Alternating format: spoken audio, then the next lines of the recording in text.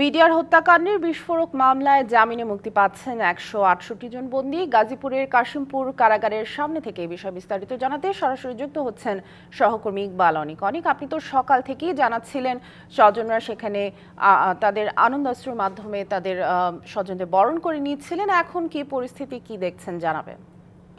সামিয়া, ১৬৮ জন BDR জন সদস্য কিন্তু আজকে জামিনে কারামুক্ত হচ্ছেন।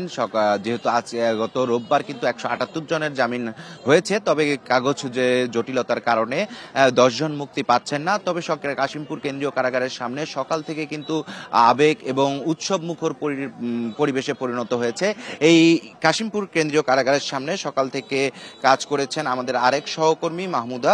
আর তার সঙ্গে একটু কথা বলবো। তিনি এখানে যে স্বজনরা এসেছেন তার সঙ্গে কথা বলেছেন, তিনি কি দেখেছেন, স্বজনরা কি কি দাবি করছেন। তো আপনি তো সকাল থেকে কাজ করেছেন এই কাশিমপুর কেন্দ্রীয় কারাগারের সামনে, তো আপনি স্বজনদের সঙ্গে কথা বলে কি জানতে পেরেছেন, তারা কি কি দাবি করছেন? তারা যেহেতু ১৬ বছর কারাগারের ভিতর ছিল, বের হয়ে এসেছেন, তারা এই সময়টাতে কি চাচ্ছেন? সবার আত্মীয় স্বজন যারা এসছে তাদের সর্বপ্রথম যে দাবিটি ছিল, তারা বলছিল যে এই যে জামিনে বের হয়ে নিয়ে আসার যে কার্যক্রম, এই কার্যক্রমটা আর একটু দ্রুত করা দরকার ছিল। তার কারণ অনেক সকাল থেকে কিন্তু তারা এখানে অপেক্ষা করছে, প্রায় দীর্ঘ ১৬ বছর পর তাদের যে কাছের মানুষ, প্রিয় মানুষটির সাথে দেখা হবে। তো যেহেতু রবিবারেই আপনার এই জামিন হয়েছে, তো সেই ক্ষেত্রে জেলখানার ভেতরের যে কার্যক্রমগুলো সেগুলো আগে থেকে একটু গুছানো দরকার ছিল। এবং তারা বলছে যে এই যে তারা প্রত্যেক আত্মীয় স্বজনের দাবি যে এটা কিন্তু একেবারে অহেতুক, তারা জেল খেটেছে। তো সেই ক্ষেত্রে সরকারের পক্ষ থেকে সুনির্দিষ্টভাবে তাদেরকে যদি কোনো সহযোগিতা করা হয় আর্থিক, এবং তাদের যে চাকরির যে ব্যাপারটা, পুনর্বহালের যে একটা দাবি তাদের আছে, এই প্রত্যেকটি ব্যাপারই আসলে পুনর্বিবেচনা করার জন্য বারবার দাবি করছিলেন। আর যে জন সদস্যরা বের হয়েছেন তারা কি বলছেন? তারা যে দীর্ঘ ১৬ বছর কারাগারে বন্দী ছিলেন এবং তাদের যে এখন কি দাবি করছেন, তারা এটা বিষয়ে কি জানতে পেরেছেন?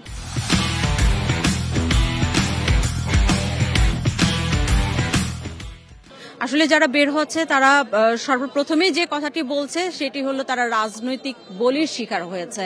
তো আসলে খুন বা এই ধরনের একটা লং টার্ম, ১৬ বছর তো আসলে একটা দুটো বছর না।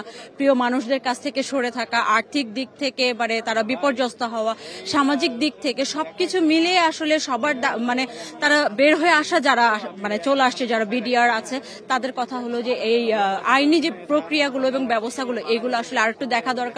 এবং রাজনৈতিক শিকার এবং রাজনৈতিক কারণে যাতে আর কখনো কোনো সময় কাউকে বলির শিকার না হতে পারে, কোনো পরিবার ধ্বংসের মুখে চলে যেতে না পারে, এই ব্যাপারগুলো ভালো করে দেখার জন্য বারবার ধন্যবাদ আপনাকে। তো আপনি সংবাদ সংগ্রহ করতে থাকুন। আমরা এই মুহূর্তে যদি এখন এই কাশিমপুর কেন্দ্রীয় কারাগারের সামনের পরিবেশটা একটু দেখাই, যে এখানে কিন্তু দেখা যাচ্ছে এখনো অনেকেই ভিতরে বন্দী রয়েছেন।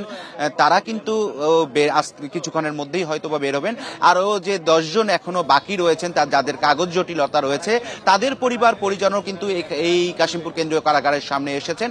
তারা কিন্তু দাবি করছেন যে দীর্ঘ ১৬ বছর অপেক্ষা করেছেন, কিন্তু এই ছোট্ট একটা কাগজের কারণে তারা জামিনে মুক্ত হতে পারছেন না। এই কষ্টটা তাদের কাছে অনেক বেশি। তো সামিয়া, এই ছিল কেন্দ্রীয় কাশিমপুর কারাগারের সামনে থেকে সবশেষ অবস্থা। আমরা পরবর্তী সংবাদে আপডেট তথ্য আরো জানাবো আপনার মাধ্যমে। নিশ্চয়ই, অনেক ধন্যবাদ আমাদের সাথে যুক্ত হওয়ার জন্য।